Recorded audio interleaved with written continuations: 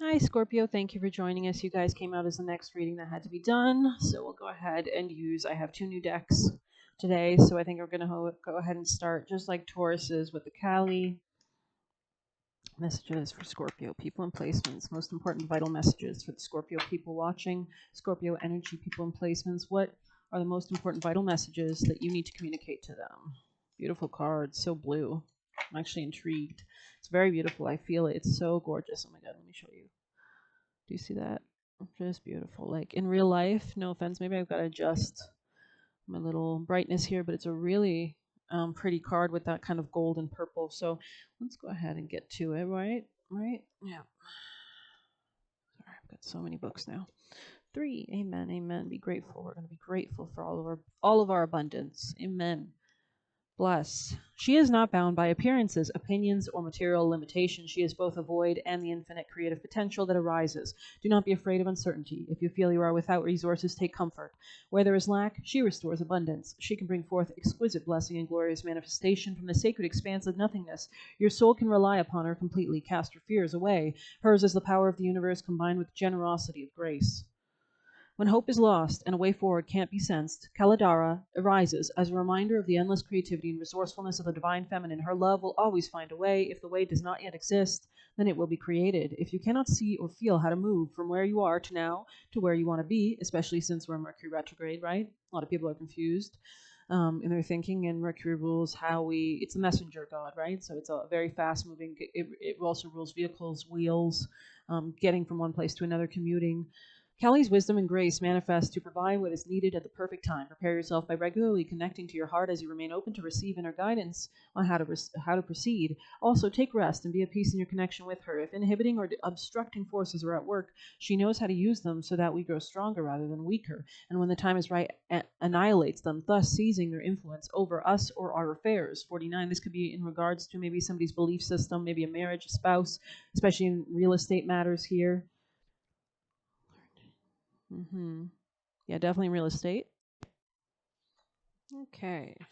The presence of Kaladara reassures us that during those times when nothing appears to be happening in our outer world, there is much of value taking place at the inner level. It is possible to learn how to see, sense, and feel the subtle inner workings of the soul. It requires a willingness to withdraw our faith from appearances and to no longer limit our sense of what is real to the physical world. We can practice dropping beneath the limited perceptions of the five senses by willingly entering into the sacred darkness of unknowing in the cosmic void. When one sense is minimized, others are heightened. When we are willing to let go of the idea that the physical world is absolute, we can develop our innate capacity for the extraordinary extrasensory perception and tune into the sixth sense of the soul. We can learn to trust what we intuitively sense, even in the absence of external confirmation.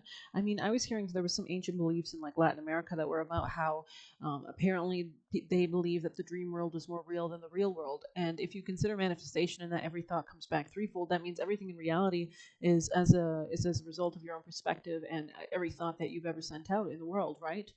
Do you have a negative viewpoint? Do you have a positive viewpoint, right? So let's see.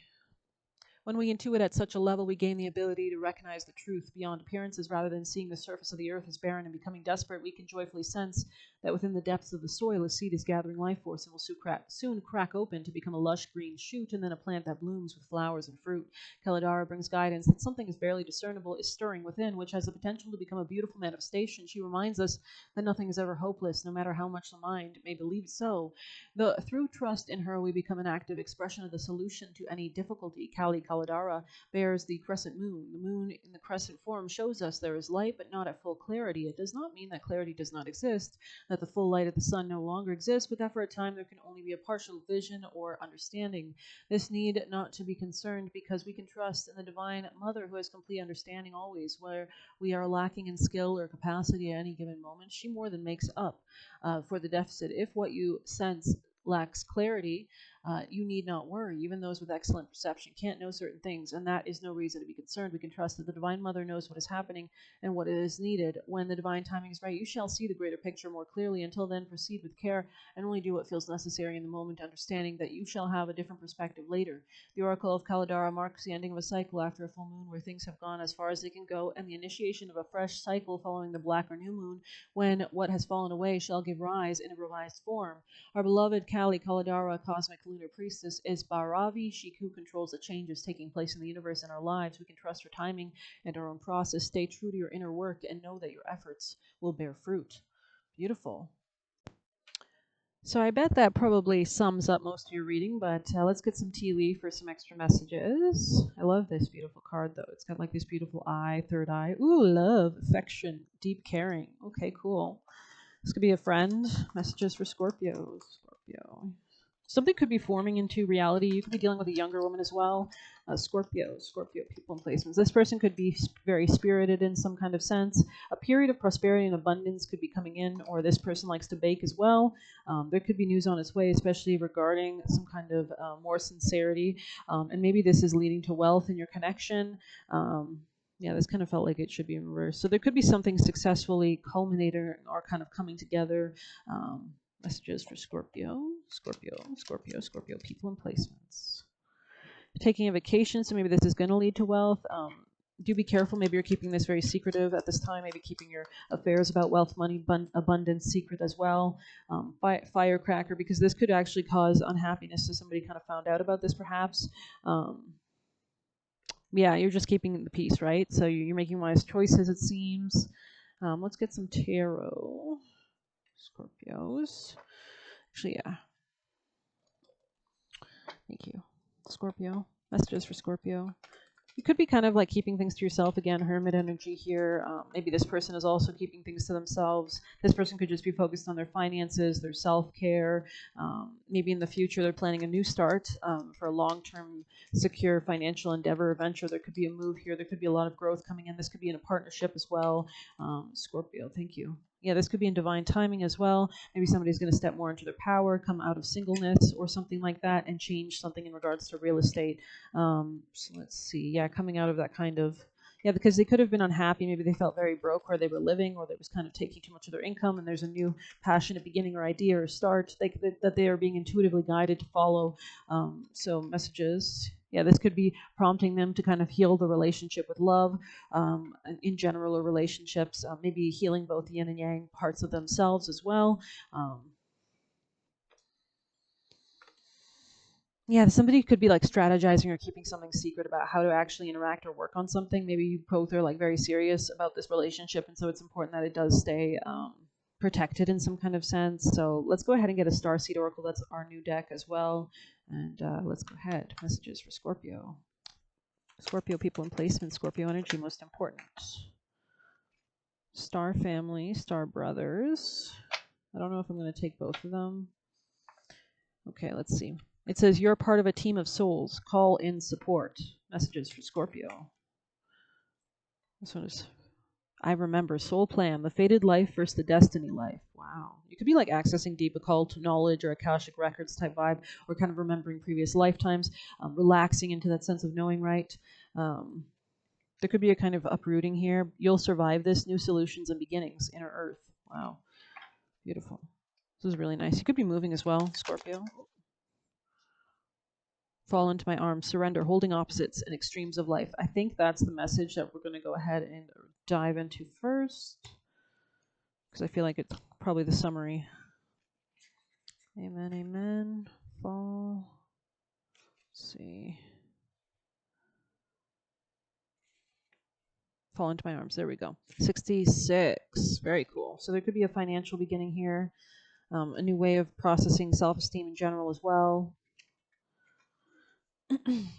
Something about like, were you in good give and take relationships, or were you overgiving, or were you overtaking, etc.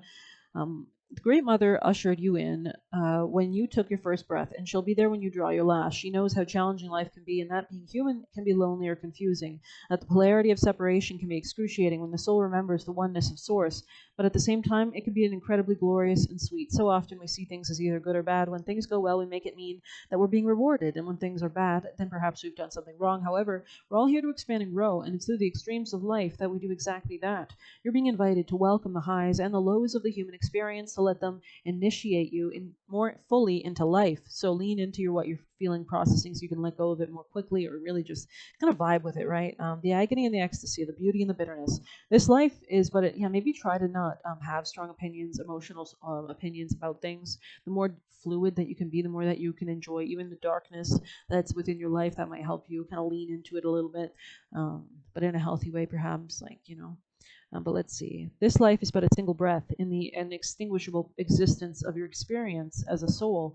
The Great Mother wants you to hand over your loneliness, worries, hurt, sorrow, fears, burdens, and doubts, to lay them on her altar, to fall fully into her arms. Remember that while these extremes are difficult, they can be also magnificent. The more wildly the pendulum of your life swings, the more truthfully you can say, I truly lived.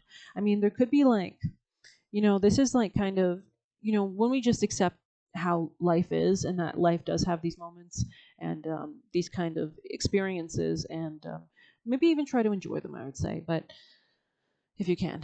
Sorry, bad advice if you don't understand what I mean. But let's get you a piece of advice. Star family, call in support. I'm kind of curious about that one as well. Call in support. So there could be ancestors that are like trying to help you manifest something, but they just need your authority, as one would say. I'm getting in my head from the movie The Dead Zone, which is a Stephen King book with Christopher Walken that was in a movie. I just watched it last night, and he was saying something like, "Oh, I'm almost forgetting it now. Oh, I almost forgot it. It was a channel message, though. That's weird. Maybe they just wanted me to mention the movie. Call in support. Anyways, we'll find it.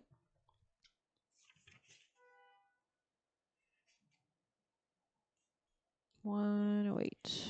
Yeah, there could be like a spiritual shift or a belief shift as well. Maybe you're dealing with Sagittarius, or there's some kind of greater wisdom or luck that's coming in as regards to this spiritual awakening, so that you can lean more into abundance. At some stage, we were each part of a soul cluster, the gathering of souls who broke away from one another to experience themselves individually. Those who are part of the soul cluster are part of your star family. Your star family are those souls who are cut from a similar cosmic cloth. You haven't just experienced lifetimes together. Your souls were at once actually one. It's very common for star family members to incarnate at similar times, to work with anchoring a similar frequency of light, and to cross paths with each other. You know that someone is a part of your star family when you feel like you know or remember them from the moment you meet. They feel instantly familiar and comfortable. Time both passes quickly and stretches when you're with them. You'll feel more yourself with them than with anyone else. It can sometimes feel like looking in the mirror, because in a way you are. Often you'll go out of your way to help those in your star family, instinctively knowing it's part of your path. When the star family member dies, you feel it very deeply, regardless of how long you knew them. A certain soul mourning or soul breaking occurs. Think about the people in your life. Who do you feel is a part of your star family? If this family card comes up in a spread, it's likely you've met someone who is a part of your star family, or you're about to. Okay, very interesting. I think we're going to get one of these beautiful cards, maybe. I'm feeling drawn to it for Scorpio. Scorpio people in placements. Oh, darkening. That's really great. Melanosis here. So that's about getting better sleep. That's about leaning more into darker aspects or darker patterns in your life, or really acknowledging them, maybe embracing them, allowing yourself to master them in some kind of way as well, to manifest better, because most of the universe is dark matter, right? Most of it is dark, and we require that. It's like the kind of substance we use to make things, to push things into reality. So, any other messages? Wow. The androgyne. So there was a need to lean more into one side, masculine or feminine, especially like, let's say you've always been very feminine, very nice, very overgiving, too caring, too sensitive. You know what I mean? And you might have had to lean more into being your masculine side, or a darker kind of version or something like that. But we'll go ahead and read Rebus, the androgyne.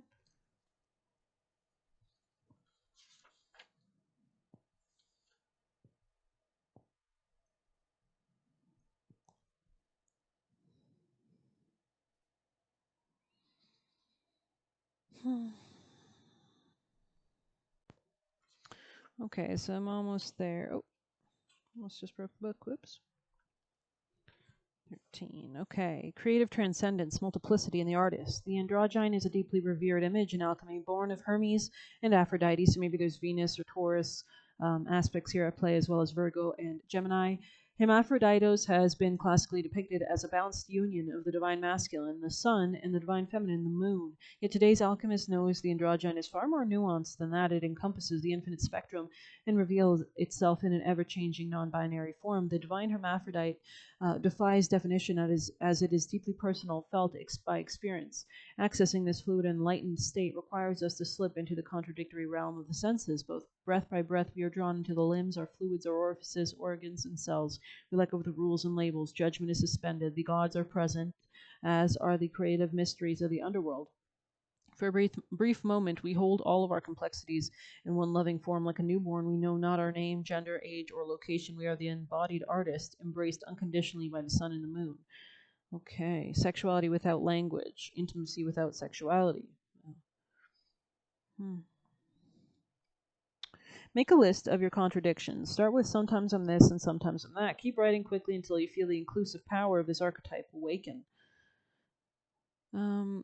Though an alchemical image of completion, the androgyne makes a beginner of all of us, regardless of gender orientation and sexual preference. Allow yourself to know nothing today. Something is, there could be like some kind of union that's coming in that is divinely orchestrated or kind of forming it in some kind of manifestation into reality of some sense. But we'll get you a piece of advice from the wisdom of the oracle and maybe some extra messages. Scorpio, messages for Scorpio. Most important vital advice, please, for the Scorpio people and placements.